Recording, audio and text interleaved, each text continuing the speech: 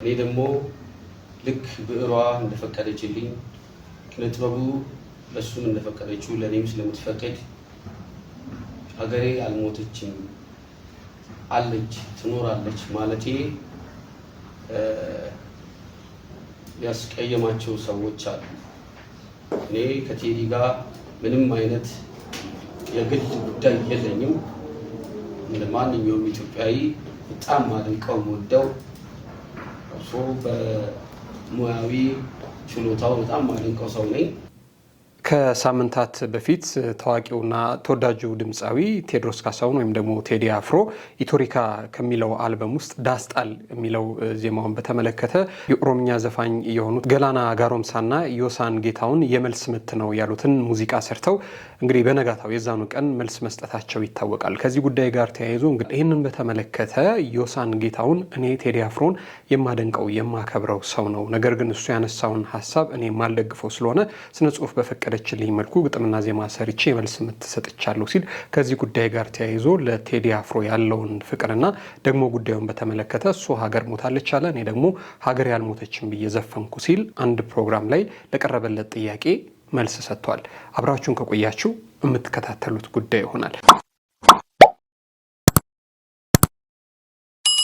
ያን ነገር ዝም ብዬ ችል ብዬ ስራዬን ልስራ ብዬ ነበር የተውኩት። ግን አሁን ያን ነገር ዝም ስላልኩኝ ነው አሁን ሁለተኛ እንደዚህ አይነት ነገር የመጣብኝ። እኔ እንደዚህ አይነት ነገር ውስጥ የምሳተፍ ልጅ አይደለሁኝም። ህዝቡ ነው እዚህ ያደረሰኝ። ህዝቤን አከብራለሁ።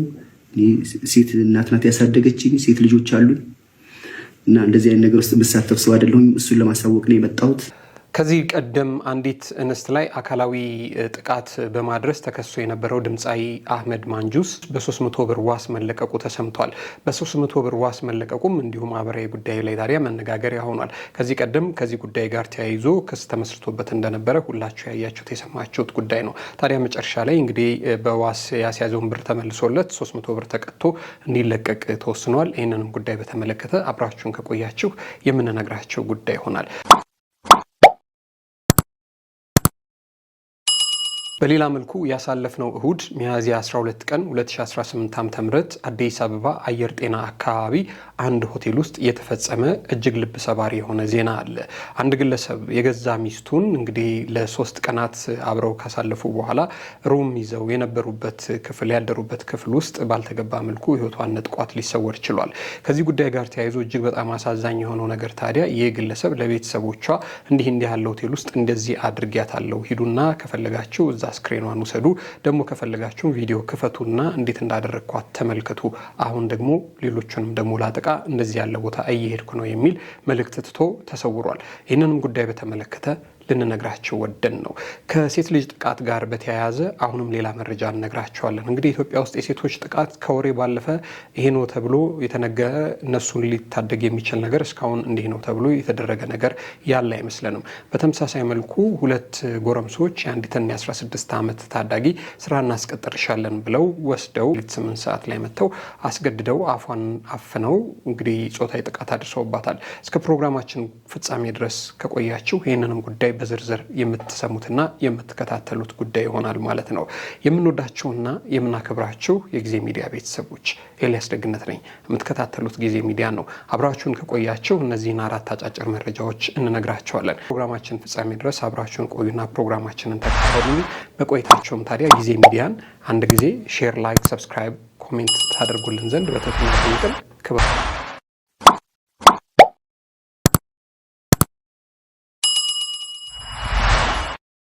ወደ ዋነኛው ጉዳያችን ስንመለስ ያው ከሳምንታት በፊት እጅግ በጣም ተወዳጁ ድምፃዊ ቴዲ አፍሮ ወይም ደግሞ ቴዎድሮስ ካሳሁን ኢቶሪካ በተሰኘ አልበም ውስጥ በጣም ዘርፈ ብዙ አይነት ጉዳዮችን ያነሱ የተለያዩ ሙዚቃዎችን ለአድማጭ ተመልካቾቹ አድርሷል። ለአድማጭ ተመልካቾቹ ለአድናቂዎቹ አድርሷል። እንግዲህ በጣም በጉጉት ሲጠበቅ የነበረው ይህ ኢቶሪካ የተሰኘ አልበሙ በዩቲዩብ በራሱ የዩቲዩብ ገጽ ላይ ከተለቀቀ በኋላ እንግዲህ በጣም ትልቁን የተመልካችና የአድማጭ ቁጥር ያገኘው ዳስጣል ሆኗል ማለት ነው። ከዚህ ከዳስጣል ሙዚቃ ጋር ተያይዞ ሙዚቃው በወጣ የዛኑ ቀን ወይ ደግሞ በማግስቱ በተለያዩ የኦሮምኛ ዜማዎቻቸው የሚታወቁት ገላና ጋሮምሳና ዮሳን ጌታሁን እንግዲህ የዛኑ ቀን ማታ ለቴዲ አፍሮ መልስ ይሆናል ያሉትን ሙዚቃ መስጠታቸው የሚታወቅ ነው። እዚህም ጉዳይ ላይ እንግዲህ እኛም ፕሮግራም ሰርተን ወደዛ አቅርበን ነበር። ታዲያ ከሰሞኑ ድምፃዊ ዮሳን ጌታሁን አንድ መሰናዶ ላይ ተገኝቶ ከዚህ ጉዳይ ጋር ተያይዞ ከጋዜጠኞች ለተቀረበለት ጥያቄ ይህንን ጉዳይ በተመለከተ መልስ ሰጥቷል። እኔ ቴዲ አፍሮን የማደንቀው የምወደው ድምፃዊ ነው። ነገር ግን ኢትዮሪካ የተሰኘ ሙዚቃ አልበሙ ላይ ዳስጣል የሚለው ላይ ሀገር ሞታለች ብሎ አለ። እኔ ደግሞ ሀገር አልሞተችም፣ ስለዚህ እርሱን ኪነጥበብ በፈቀደችለት ልክ ለእኔም ትፈቅዳለች እና እኔ እሱን ተቃውሞ ያለው ከዛ በመለስ ግን ምንም አይነት ጸብም ጥላቻም የለኝም ሲል ጉዳዩን በተመለከተ ለቀረበለት ጥያቄ መልስ ሰጥቷል። ዮሳን ጌታሁን ምንድን ነው ያለው? እሱን ተከታትለን እንምጣ። ተቃራኒ የሆኑ ሀሳቦችን ያነሱበት ጊዜ ነበር። ከዛ ውስጥ አንደኛው መጀመሪያው ቀዳሚ ምሳሌ በጣም የምንወደው የምናከብረው አርቲስት ቴዎድሮስ ካሳሁን ስለ ሀገሩ በተረዳ ነው። እኔ በተረዳሁት ሀገር የሞተችበት የት ሄዶ ያለቅሳል ሲል መቼም ኬንያን እንዳላለ፣ ሱዳንን እንዳላለ፣ አሜሪካን እንዳላለ ሁላችንም ማስተዋል እንችላለን። እኔ ደግሞ ልክ ብዕሯ እንደፈቀደችልኝ ኪነጥበቡ ለሱም እንደፈቀደችው ለኔም ስለምትፈቅድ ሀገሬ አልሞተችም አለች ትኖራለች ማለቴ ያስቀየማቸው ሰዎች አሉ። እኔ ከቴዲ ጋር ምንም አይነት የግል ጉዳይ የለኝም። እንደ ማንኛውም ኢትዮጵያዊ በጣም ማድንቀው ወደው በሙያዊ ችሎታው በጣም ማድንቀው ሰው ነኝ። ባለፈው ካሴቱ ግን ሀሳቡን አልተጋራሁትም። ሀሳቤን ገልጫለሁ። ሀገሬ እንዳልሞተች እንዳለች፣ ምክንያቱም ሀገር ወደፊት ናት፣ ወደ ኋላ አይደለች። ያንድም ሰው ሳትሆን የብዙሃኑ ነች። ስለዚህ ስለ ሀገር፣ ስለ ቤት ፋሚሊ እንደሚያለቅስ ሁሉ እኔም ለሀገሬ አለሁልሽ አልሞትሽም አልኩኝ። ሞታለሽ ላለው ሰንበዴ ማለት ነው። ይሄንን ከምንም ከዘር ጉዳይ ከፖለቲካ ጉዳይ የኢትዮጵያ ሕዝብ ኦር ሕዝቤ ይሄንን እንዳዛ እንዳይመለከተው በትህትና መግለጽ ፈልጋለሁ። ይሄንን ነው ለማለት ይፈልጋል። እንግዲህ እንደተመለከታችሁት ነው። ይሄ ከዘርም ከፖለቲካም ጉዳይ አይደለም። እሱ ኪነጥበቡ ለሱ እንደፈቀደችው ለኔም ፈቅዳለች። ይሄ ጉዳይ እኔ ሀገር ያልሞተችም ስል የሰራሁት ነው እና ከዚህ ጉዳይ ጋር ተያይዞ ቅር ያላቸው ሰዎች አሉ። እኔ ከቴዲ ጋር ምንም አይነት ጸብ የለኝም ብሎ ነው ጉዳዩ ላይ በተመለከተ ከጋዜጠኞች ለቀረበለት የሰጠው አስተያየት ይህንን ይመስላል ማለት ነው። እናንተ እዚህ ጉዳይ ላይ ያላችሁን ሀሳብ አስተያየት በሀሳብ መስጫ ሳጥን ላይ ያስፍሩልን።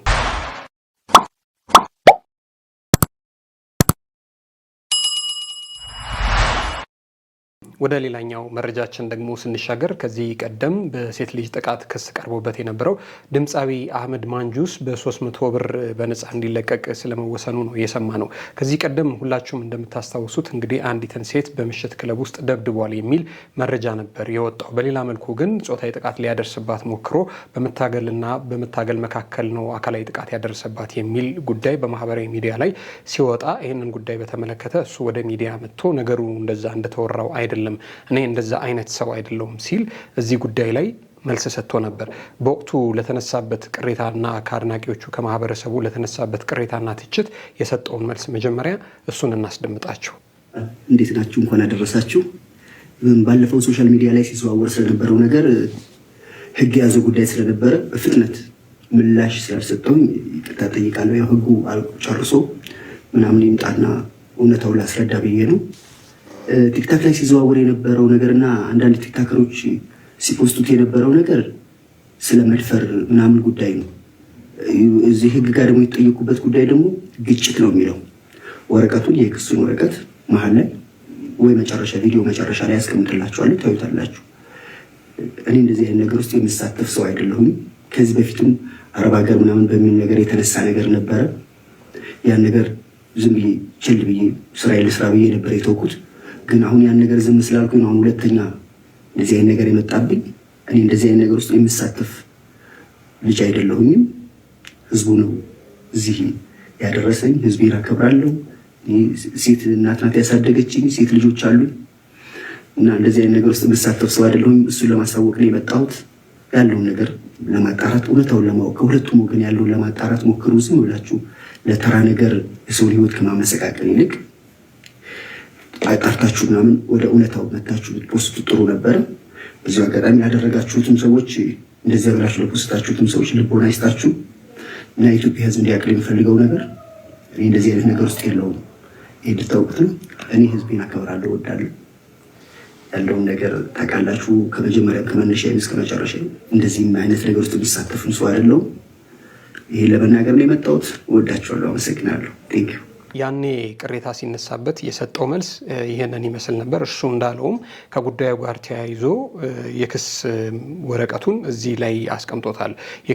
የፍርድ ቤቱ የክስ አቤቱታ የተጠቀሰበት ወረቀት ምንድን ነው የሚለው በአዲስ አበባ ከተማ መጀመሪያ ደረጃ ፍርድ ቤት ለቂርቆስ ምድብ ወንጀል ችሎት አዲስ አበባ ተከሳሽ የቂርቆስ ክፍለ ከተማ አቃቤ ሕግ ተከሳሽ አህመድ ሁሴን ኢብራሂም ጾታ ወንድ ዕድሜ 32 ስራ የግል አድራሻ አዲስ አበባ ልደታ ክፍለ ከተማ ወረዳ 09 የቤት ቁጥር ተከራይ ይላል። የትምህርት ደረጃ 12ኛ ክፍል የትዳር ሁኔታ ባለትዳር ይላል። ወንጀሉ በ1996 ዓ.ም የወጣውን የፌዴራል የወንጀል ሕግ አንቀጽ 560/1 ስር የተመለከተውን በመተላለፍ ይላል።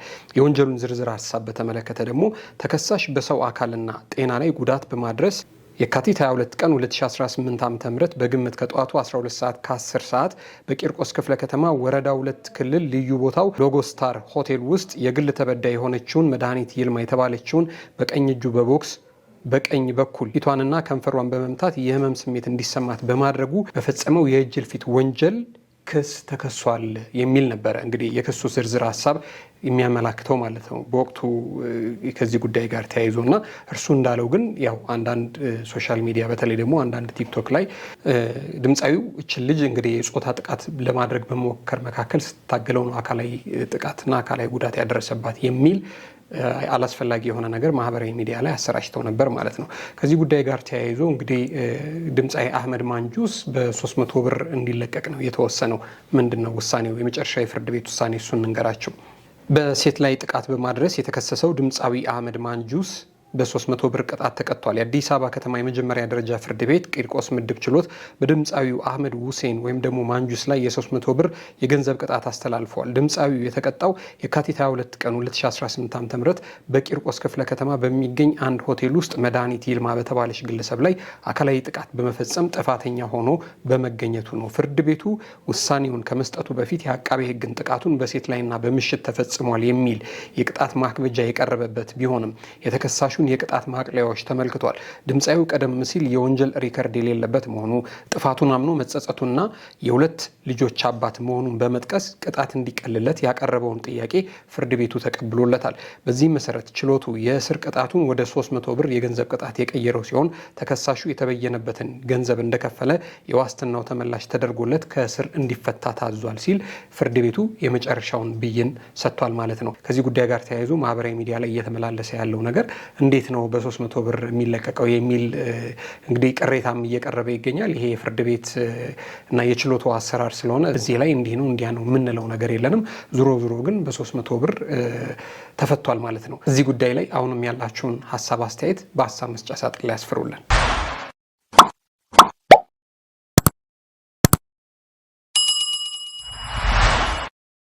ወደ ቀጣዩ ጉዳያችን ስንሄድ ወደ ሌላኛውና ወደ ቀጣዩ መረጃችን ስናልፍ ሚያዝያ 12 ቀን 2018 ዓ.ም አዲስ አበባ አየር ጤና አካባቢ ወደ ተከሰተው እጅግ በጣም ልብ ሰባሪ ዜና ነው። ምንድን ነው ጉዳዩ? እዚህ ላይ የምትመለከቷት ግለሰብ በገዛ ባሏ የያዙት ክፍል ውስጥ ነው ባልተጠበቀ መልኩ ህይወቷ የተነጠቀው። እሱ ልነግራቸው ወድን ነው። ተከታተሉ። እቺ እዚህ ምስሉ ላይ የምትመለከቷት ግለሰብ አለሚቱ ሸጋው ትባላለች። ባሳለፍነው እሁድ አዲስ አበባ ከተማ አየር ጤና አካባቢ ይቺው አለሚቱ ሸጋው የተባለች ወጣት ህይወቷ እንዲያልፍ ተደርጓል።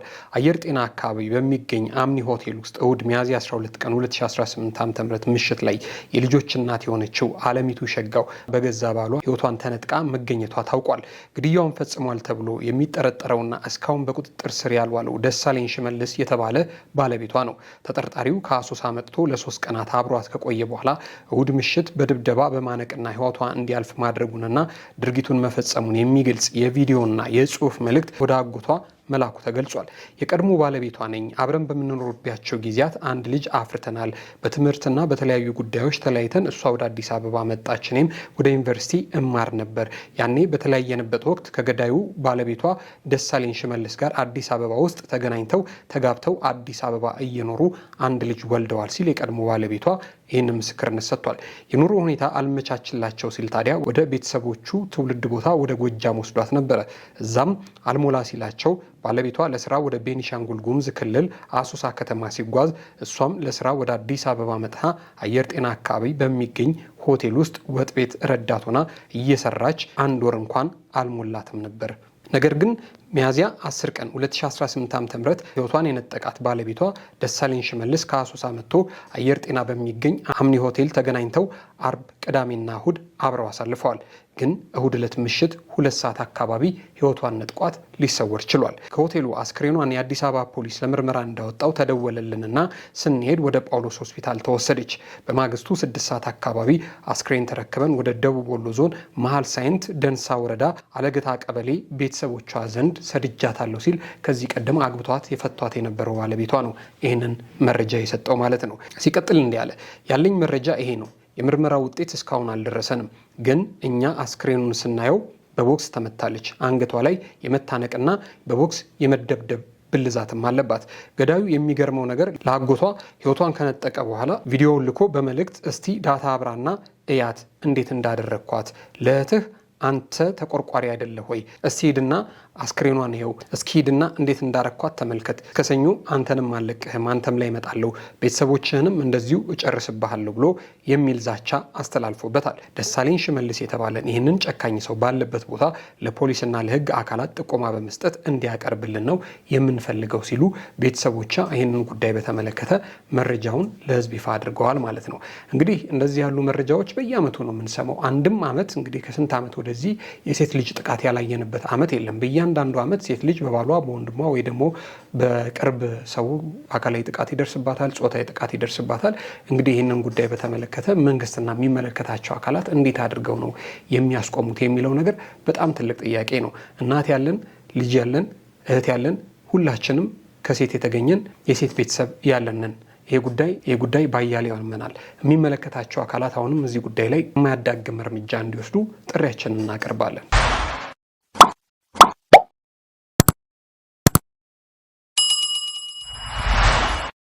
አሁንም ወደ ቀጣዩ መረጃችን ስንሄድ መግቢያችን ላይ እንደነገርናችሁ አሁንም ይሄ ጉዳይ ከሴት ልጅ ጥቃት የዘለለ መረጃ አይደለም ማለት ነው። በወራቤ ከተማ አንዲትን የ16 ዓመት ታዳጊ ሰራተኝነት እናስቀጥርሻለን ብለው ከወሰዷት በኋላ ለሁለት እየተፈራረቁ ጾታዊ ጥቃት ያደረሱባትን ወንጀለኞች በተመለከተ ልነግራችሁ ነው። ዝርዝሩ ምንድን ነው? ይህንን ይመስላል። የ16 ዓመት ሴት ተፈራርቆ ለሁለት የደፈሩ ወጣቶች መቀጣታቸው ተሰምቷል። በወራቤ ከተማ አስተዳደር ያስገድዶ መድፈር ወንጀል የፈጸሙ 2 ግለሰቦች በ16 ዓመት ጽኑ እስራት ተቀጥተዋል። ተከሳሾቹ አንደኛ ሐምዛ ጀማል፣ ሁለተኛ ሀይሩ ከማል የተባሉ ግለሰቦች ናቸው። ነገሩ እንዲህ ይጀምራል። ተከሳሾቹ በዚህ ወራቤ ከተማ አስተዳደር 01 ቀበሌ በተለምዶ ቀርሾ ተብሎ በሚጠራው መንደር የግል ተበዳይን ከአዲስ አበባ ወራቤ ለማምጣት በእጇ ገንዘብ ያልነበራት በመሆኑ በወቅቱ ላገኘችው ተሽከርካሪ ሹፌር ይህንኑ በመንገር ወራቤ ስትደርስ ከሰው ተቀብላ እንደምትሰጠው ተስማምተው ጉዞ ጀመሩ። በዕለቱ ከሌሊቱ 6 ሰዓት አካባቢ ወራቤ ከተማ መናኸሪያ በር ላይ ከወረደች በኋላ ከሾፌሩ ጋር ሂሳቤን ክፈይ በሚል ይጨቃጭቃሉ። የግል ተበዳይም ብሩን ማግኘት ባለመቻሏ አለመግባባት ይፈጠራል። ይህንንም እንደ ጥሩ አጋጣሚ በመጠቀም ሁለተኛ ተከሳሽ እኔ ልክፈልልሽና ሰርተሽ ትከፊኛለሽ፣ ሰራተኝነት አስቀጥርሻለሁ በማለት ሂሳቡን ከፍሎ ወደ ቤት ይዟት ይሄዳል። በሚኖርበት ግቢ ውስጥም አንድ ክፍል በመክፈት አንቺ እዚሁ ነው የምታድሪው በማለት ካስገባት በኋላ በሩን ከውጭ በመቀርቀር ይሄድና ከሌሊቱ 8 ሰዓት ገደማ ከአንደኛው ከሌላኛው ተከሳሽ ከጓደኛው ጋር በመሆን ይመጣና ክፍሉን ከፍተው ከገቡ በኋላ አንደኛው ተከሳሽ አፍና አፍንጫዋን በማፈን እንዳትከላከል በማድረግ ሁለተኛ ተከሳሽ አስገድዶ እንዲደፍራት ያደርጋል። ቀጥሎ በተመሳሳይ አንደኛ ተከሳሽም ይህንኑ ድርጊት ይፈጽምባትና በር ዘግተውባት ይሄዳሉ። በማግስቱ ሰራተኛ ናት በማለት ወደ አንድ ግለሰብ ቤት ወስዶ ስራ አሰሯት በማለት አስቀምጧት ይሄዳል።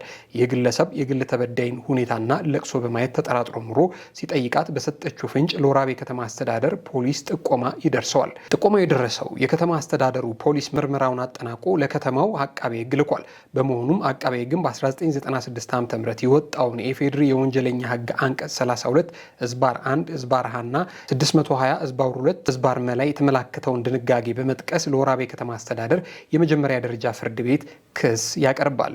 የከተማው ፍርድ ቤትም ለተከሳሾች ክስና መጥሪያ ከደረሳቸው በኋላ ጉዳዩን ሲከታተል ቆይቶ የግራ ቀኙን ማስረጃ በመመዘን ተከሳሾችን ጥፋተኛ ናቸው በማለት ውሳኔ አስተላልፎባቸዋል። ፍርድ ቤቱ ሚያዝያ 8 ቀን 2018 ዓ.ም በዋለው ችሎት የግራ ቀኙን የቅጣት አስተያየት በመቀበል ተከሳሾች በግብረ አበርነት በፈጸሙት ያስገድዶ መድፈር ወንጀል በተከሰሱበት የወንጀል ድርጊት ስር ተከሳሾችን ያርማል፣ ሌሎችንም ያስተምራል ያለውን ተከሳሾች እያንዳንዳቸው በ16 ዓመት ጽኑ እስራት እንዲቀጡ ወስኖባቸዋል።